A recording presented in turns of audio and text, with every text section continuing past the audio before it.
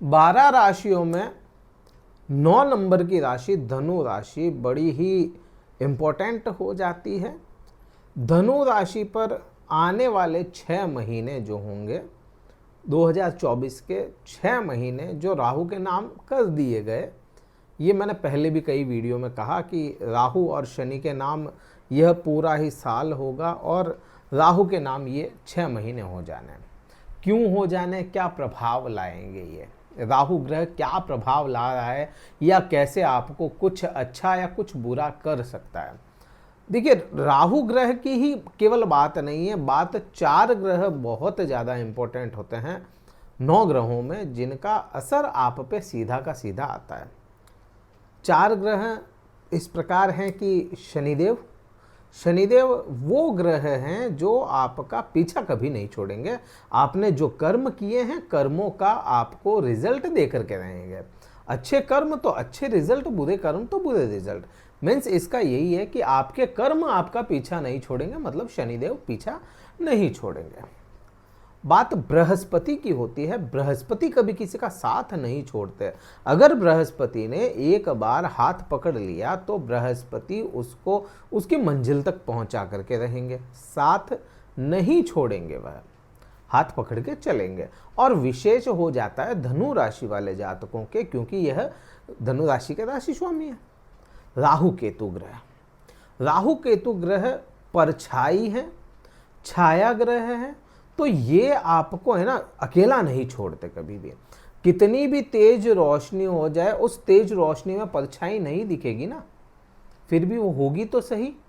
थोड़ी सी देखोगे आप कि एक साइड एंगल से देखोगे तो परछाई बनती है, मतलब राहु केतु बन रहे हैं कहीं ना कहीं।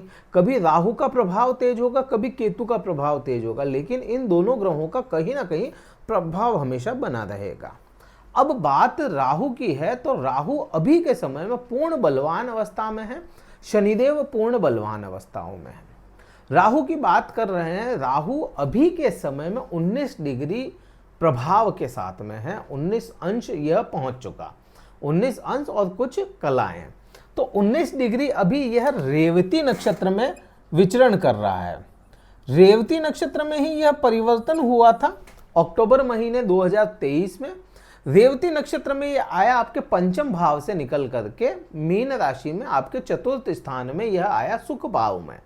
अब यहाँ पे आप देखेंगे कि आपके लिए यह कैसा हुआ, क्योंकि देखिए रेवती नक्षत्र जो है वह अधीनता इसकी होती है बुध ग्रह के पास।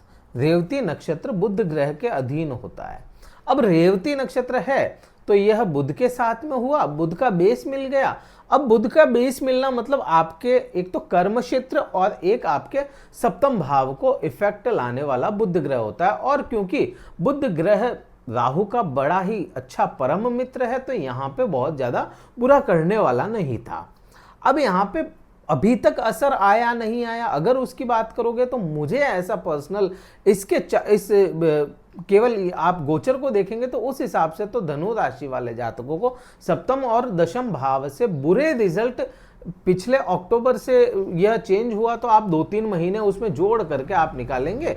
और अक्टूबर में हुआ तो एक कहें कि इस पूरे ही साल ये जो 6 महीने निकले तब से ये बुरे असर नहीं लाया आपके यहाँ पे 10वें और 7वें भाव पे। अब क्योंकि यह प्रभाव देखो तो 19 डिग्री आ चुका है, प्रभावशाली हो गया। किसी भी ग्रह को 100% प्रभाव लाने के लिए डिग्रियां जो चाहिए होती है वह 12 से लेकर के 17 डिग्री तक का इनके पास में यह होता है। इसमें यह प्रभाव 100% देते हैं। अब यह 9 जुलाई को परिवर्तन करेंगे नक्षत्र का। 17 डिग्री पे जब यह होंगे तब यह नक्षत्र चेंज करेंगे।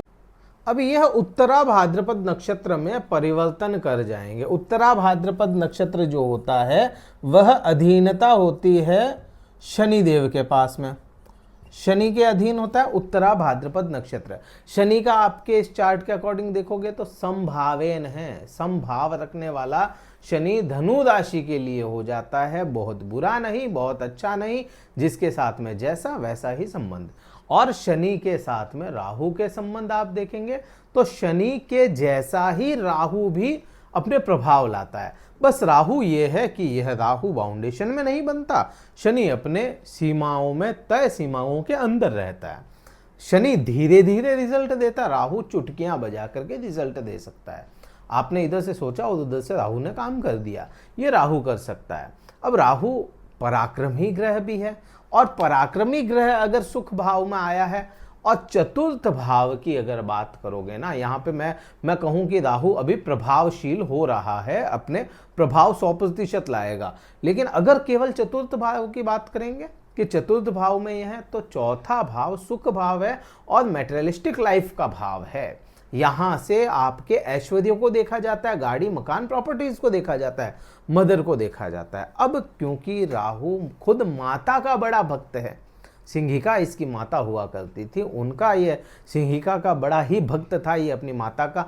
माँ लक्ष्मी की आराधना भी राहु कहीं ना कहीं करता है, और माँ सरस्वती की परम भक्त हो जाता है। ये बहुत बड़ा भक्त है माँ सरस्वती और माँ दुर्गा का।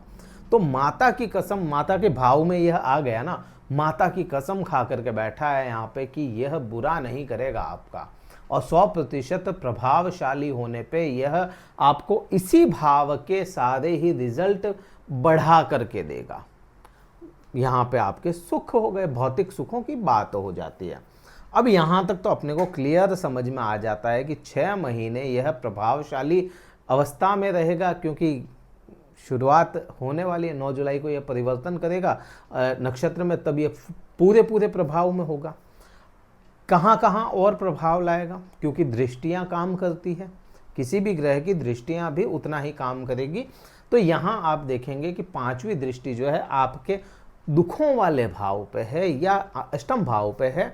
यहाँ से यह दृष्टि इस भाव पे आ जाना कहीं ना कहीं आपको गुप्त शत्रुओं पे विजय प्राप्त करवाने का काम करता है, अगर राहु आपके लग्न चार्ट में भी पॉजिटिव है। अगर लग्न चार्ट में पॉजिटिव है आपके लिए राहु, अदरवाइज फिर यह दुखों को भी बढ़ाने का काम करेगा ये राहु। अब लग्न चार्ट में कहाँ पे अगर राहु बैठा हो, या किस नक्षत्र की बात करें, आद्रा नक्षत्र में बैठा हो, अच्छे रिजल्ट देगा। अगर यहाँ पे स्वाति नक्षत्र में हो, विशाखा नक्षत्र में हो, अच्छे रिजल्ट देने वाला है। शतभिषा नक्षत्र में हो आपके, अच्छे रिजल्ट देने वाला है। किसी भी हाउस में बैठ गए हो, अगर इन नक्षत्रों में है तो अच्छे रिजल्ट देगा।